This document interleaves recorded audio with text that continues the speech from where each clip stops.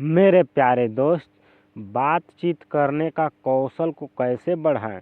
किसी भी अनजान व्यक्ति से, किसी बिना जान पहचान के व्यक्ति से आप बातचीत कैसे कर सकते हैं, उससे संपर्क कैसे कर सकते हैं और अपनी बात का आदान प्रदान कैसे कर सकते हैं, इसके बारे में आपको जानकारी होना बहुत ज़रूरी है।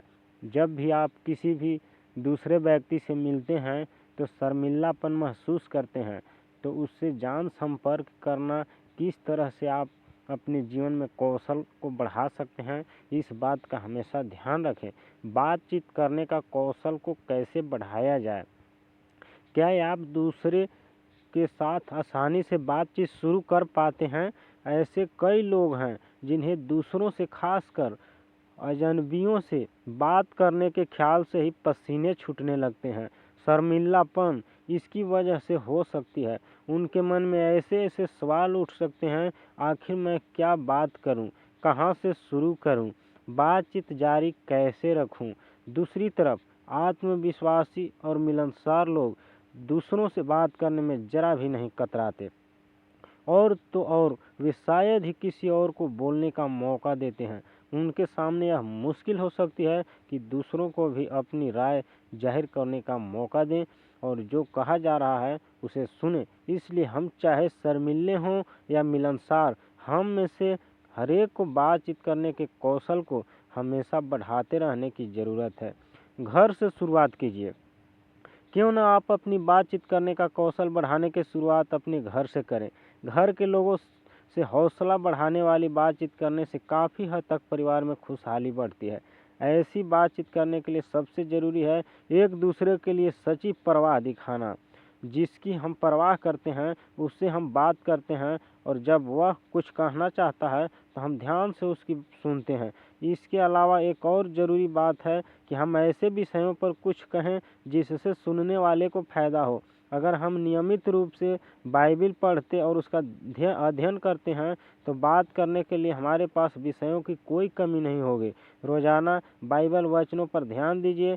पुस्तिका का अच्छी तरह इस्तेमाल करके भी हम बातचीत शुरू कर सकते हैं। हमें शायद उस दिन घर घर के प्रचार काम में कोई अच्छा अनुभव मिला हो, या हमने किसी किताब में कोई मज़ेदार या नई बात पढ़ी हो। हमें अपने परिवार के साथ इस तरह के अच्छे अच्छे विषयों पर चर्चा करने की आदत बनानी चाहिए। तब हमें परिवार के बाहर दूसरों से बात करने में भी आसानी होगी। अजनबियों से बात करना। बहुत से लोग अजनबियों से बातचीत शुरू करने में झिझकते हैं, लेकिन यहोवा के साक्षी परमेश्वर यहोवा और अपने पड़ोसी के प्यार की खातिर बातचीत करने का हुनर सीखते हैं, क्योंकि वे दूसरों को बाइबल की सच्चाई सिखाना चाहते हैं। अजनबियों से बातचीत करने में सुधार करने के लिए कौन सी बात आपकी मदद करेगी? इसमें फिलिपियों ने दिया सिद्धांत बहुत अहमियत रखता है। इस आयत में हमें बताया गया है कि हम अपनी ही हित की नहीं वरन दूसरों के हित की भी चिंता करें। अब जरा सोचिए, इससे पहले आप उस इंसान को कभी नहीं मिले, इसलिए आप उसके लिए एक अजनबी हैं और आपको देखकर उसके मन में कई सवाल, कई शंकाएं उठ रही होंगी। आप उसकी घबराहट कैसे कम कर सकते हैं? अच्छी तरह मुस्कुराइए और दोस्ताना अंदाज में दुआ सलाम कीजिए, लेकिन इसके अलावा और बातों पर भी ध्यान जरूरी है। हो सकता है कि वह कुछ सोच रहा हो और आपसे बात करने के उसके विचार में रुकावट आ गई हो। अगर आप उसके विचारों का लिहाज न करते हुए उसका ध्यान बस अपने विचारों की तरफ लाने की कोशिश करें, तो क्या वह आपका संदेश सुनने के लिए तैयार होगा?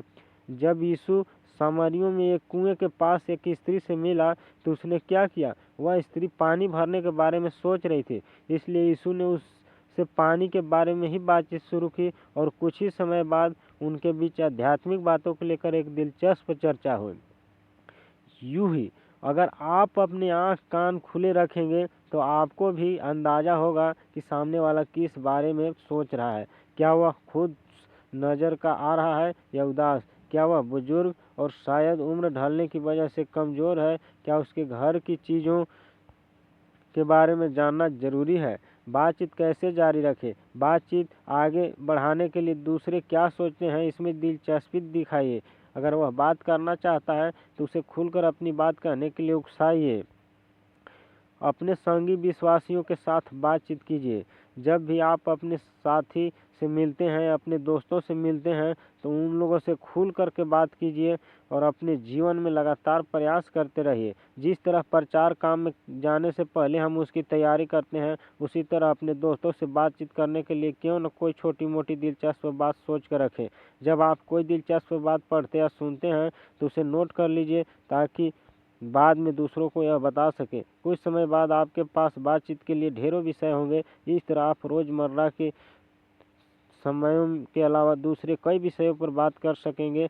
सबसे पहले आपकी बातचीत से यही साबित होना चाहिए कि ईश्वर का वचन आपके लिए वाकई अनमोल है। इस बात का ध्यान हमेशा रखें और मनुष्य को लगातार प्रयास करते हुए, लगातार संघर्ष करते हुए और अपने जीवन में आगे की ओर